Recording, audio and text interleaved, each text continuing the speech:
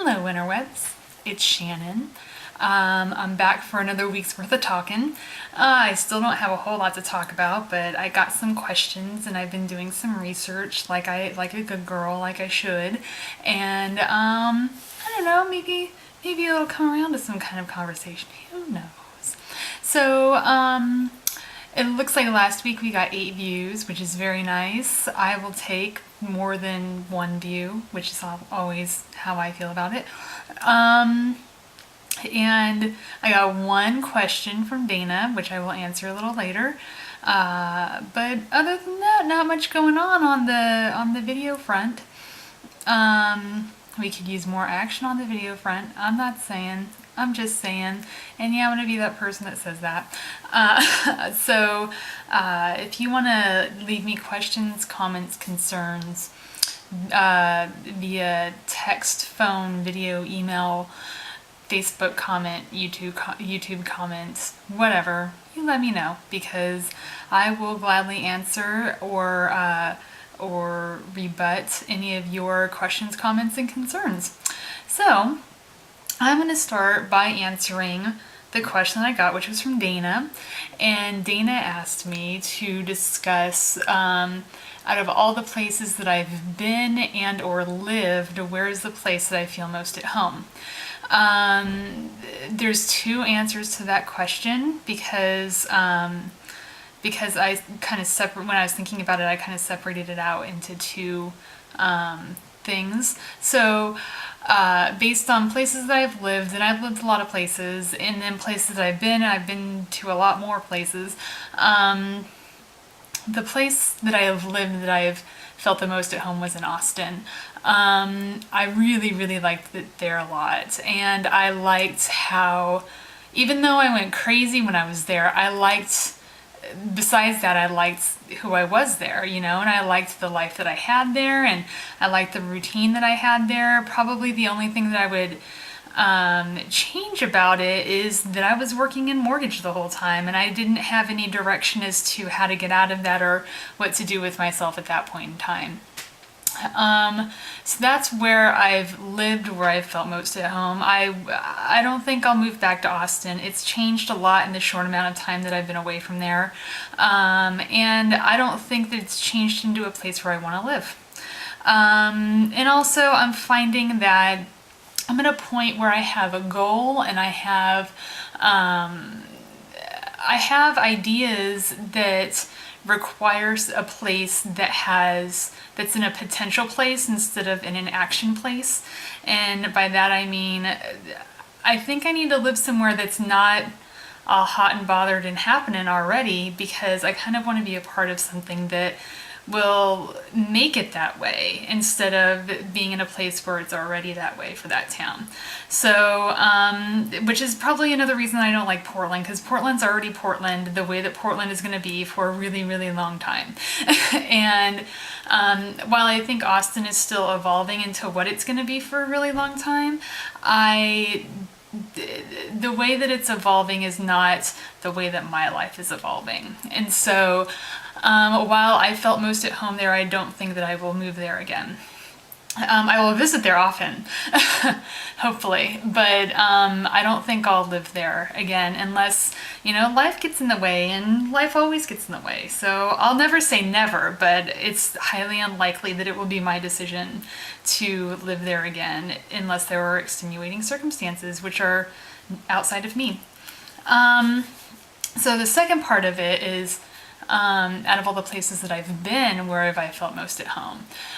So of all the places that I traveled to, it's a tie for this place, for the traveled part of things.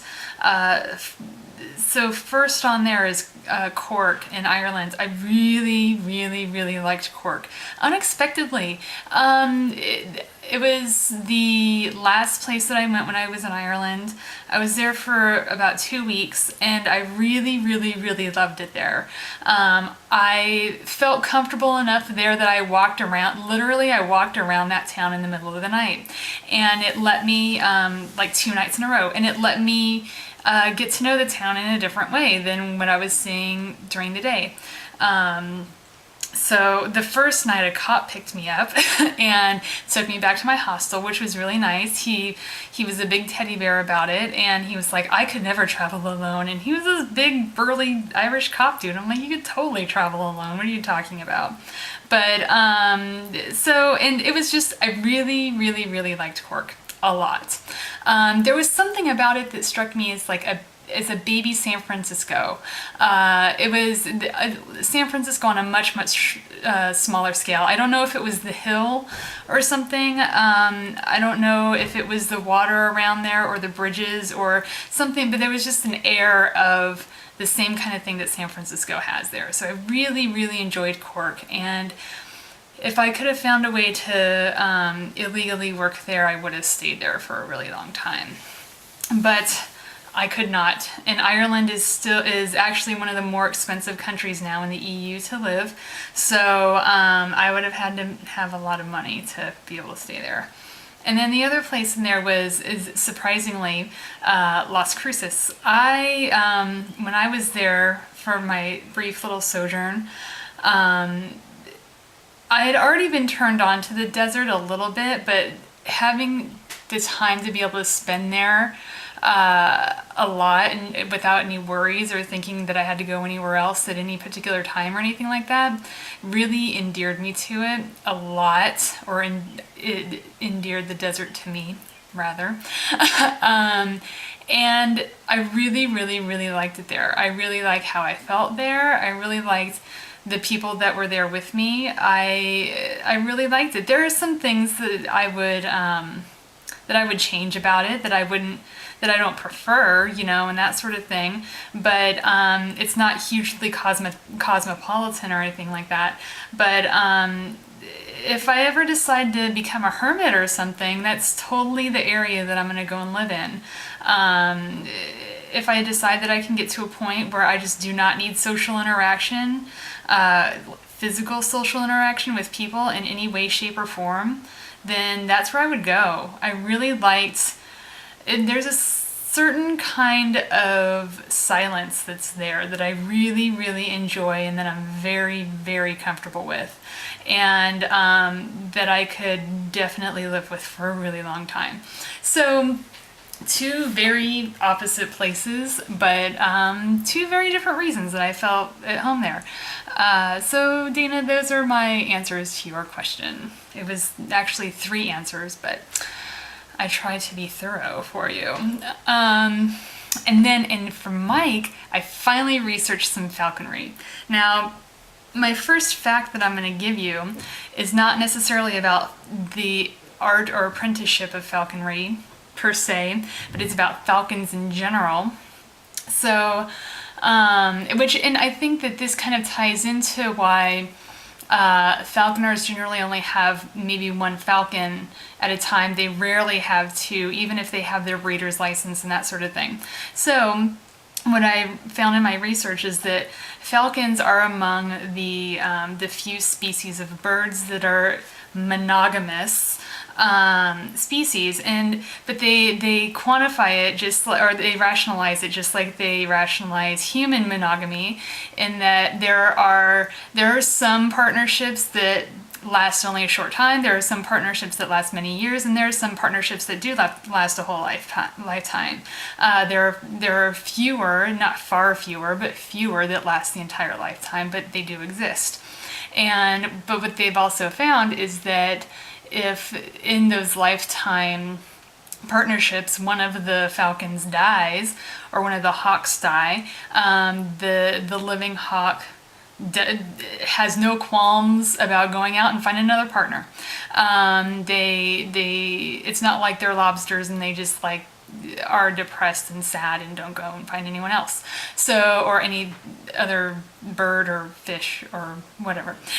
So that's the falconry fact of the week. I will have more for you next week because I want you to keep coming back and watching so you can get a multitude of falconry facts. So those are my questions and comments answered, even if they are a little bit late. So I'm gonna go and talk about my weekend now, because yesterday I had a fantabulous day. I had so much fun, and I got to be really, really, really weird in a very supportive environment, which was really nice. So, yesterday the office wife and I had a Saturday because her husband works on Saturdays, and so that's the day that we usually hang out and stuff like that. And so we went to some hipster restaurant on the east side called the Tin Shed, which has really good food. I had an egg, garlic, bacon, brie, pepper, onion scramble with, and they have fantastic biscuits there. Not very southerny biscuits, but fantastic biscuits nonetheless. They have the crust of the biscuit is kind of is definitely sweet, and then the inside is very buttery without having to cut it open and put butter in it already. That's just how they're made, and so they're really, really, really good. And it's so good that I have emailed them for the recipe to see if they will send it to me, and to see if I can try that out and see if I can make that deliciousness for others who may not get to share in it because they don't live here. So we went and we had that.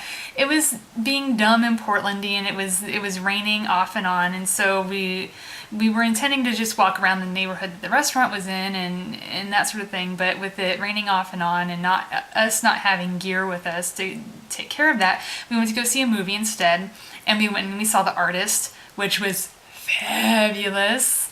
Fabulous. I loved that movie.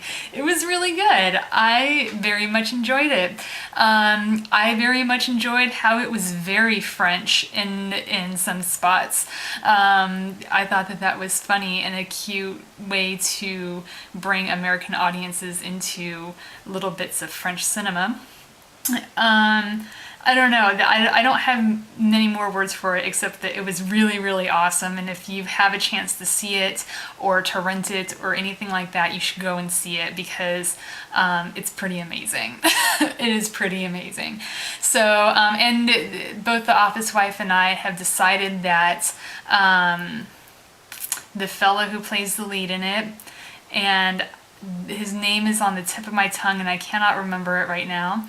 But we've decided that he's the French John Hamm. Like, he's got that same kind of, everyone can't help but love him because he's a doodly dude and he's good at being a doodly dude, and he's not an asshole or douchey one. That's just how he is. He's very John Hamm-like, and so we've deduced that he is deduced and declared that he is the French John Hamm, and so which is a very good thing. So we did that, and then when the movie was over, we were in a different neighborhood, and I had been around there a little bit because I really liked the theater that we went to go see the movie at, and so I had seen several movies there, and so I traipsed around the neighborhood a little bit when I would need to be waiting for movies to start or whatever.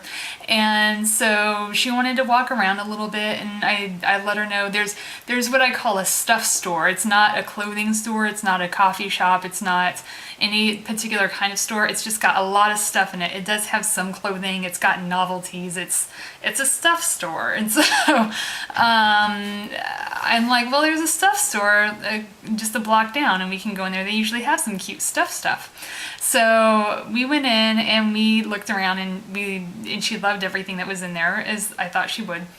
And there's this little corner of interesting things, and one of the things that was there was a unicorn mask, like that you put. It was rubber. It's a rubber mask, and you put it on over your head, and you have a kind of scary unicorn head. And she pointed it out to me, and I was looking around to see that my thing with trying things on is if there's something in there that I have to take out in order to try it on, I'm not going to try it on. So these had little plastic bags stuffed in them so that the mask would hold its shape. But there was one unicorn mask that did not have it in there, so of course then I had to try it on. And when I tried it on, it was magic, and it was like love, and it was pretty amazing. And so I spent $35 and I bought the unicorn mask, and then the office wife and I proceeded to have a little mini photo shoot in time of silliness with the unicorn mask on. Homeless people laughed their asses off at me. People were like, well, no, not in our, actually, let me retract. The the non-homeless people in the neighborhood where we had gone to see the movie, they didn't think anything of it because they're too Portlandy to think anything of that. But we had a little fun on a side street, and we took and she took pictures of me. We talked about how, you know, we could expand the picture thing with the mask and everything. And then I had to go and get toilet paper. Like, I was completely out of toilet paper, and I even warned her at the beginning of the day. I'm like, by the end of the day, we have to go somewhere so I can get toilet paper, because if you have to pee when we come back, then I don't have toilet paper for you. And so I had the mask, I had to get toilet paper, and we decided that I was going to wear it in the store. And I got more reactions out of kids than I did out of anyone else. And so, and not even scary reactions. It was mostly girls, and they were like, oh, it's you. Like, they were so excited to see a unicorn, you know?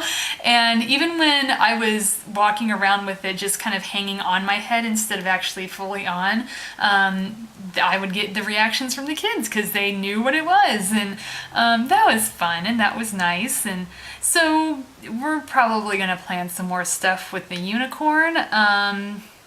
Put it in more situations, methinks. And yeah, so stay tuned to the Flickr, to my Flickr account for more unicorn updates, because that was a lot of fun. It was a lot of fun. And I'm not much of a mask person. I mean, I don't even wear makeup. I don't even know how to put on makeup. And because I have never worn it.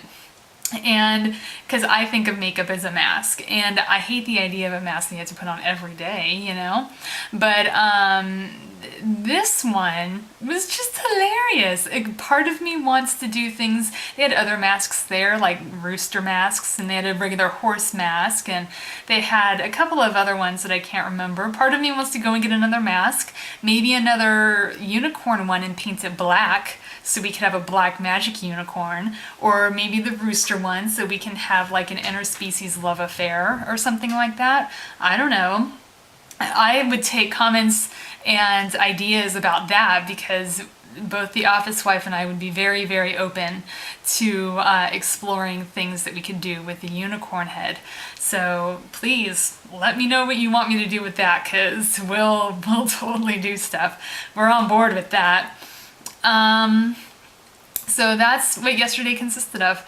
And then today I did a lot of baking. There are days where I need to remember that I don't have a dishwasher, and so I should really not do a whole bunch of baking all in one day, but I forget that all the time. So I baked some peanut butter cookies. I made some sweetened condensed milk without having to go and buy it in the can. So I know exactly what goes into it, you know, and I also have been playing with a new sweetener instead of sugar, because sugar's making my tummy feel funny now. And so, yeah, that's kind of what I did today. And the peanut butter cookies turned out really well, but too sweet. So now I know, because this is my first time making them, it's only 3 ingredients. It's peanut butter, which I make in my Vitamix, which is peanuts. So really, peanuts that I make into peanut butter, peanut butter, an egg, and a cup of sugar. And that sounds really easy to me. So I did peanut butter, an egg, and a cup of what it's called erythritol or erythrol or something like that. I don't know. I can spell it for you, but I can't say it for you. It's EYRITHROL. And yeah, so, and they turned out really, really sweet. So I'll just use a little bit less next time. But they turned out really good and very peanut buttery. So yeah, that's what I did today. I think I'm probably going to end up baking a lot more. Let's see. I did a lot of math again this week. Pre-calculus is turning out to be much more thorough than I thought it would be with regards to studying up for a little matriculation test. But I forgot that I had to learn about trigonometry and that I had to learn about little bits of geometry and stuff like that, and logarithms. Oh, fucking logarithms. But you know, we're getting there. So that's about that. It's June. It doesn't feel like June here in Portland. This whole weekend was just gross. I think the sun came out for a total of 10 minutes on both days. So I'm really gunning for summer sometime at this point, or even gunning for sunshine. I'd be okay with having some sunshine and wearing long sleeves in it. But yeah, this is dumb. This is Portland. FYI, everybody. This is Portland. It's June 3, and there is no sunshine. So just a word of warning. The weather that happens in Portlandia in that television show happens for 1 month out of the year, and that's it. And it's not even really spread out. So just an FYI, that's me debunking the Portland rumor. So yeah, I think that might be all I have for you today, and for this week. I don't think I have anything else going on this week. Nothing big time going on or anything that I can think of. Yeah. So yeah, I'm gonna wrap things up now. I'm gonna end things for you.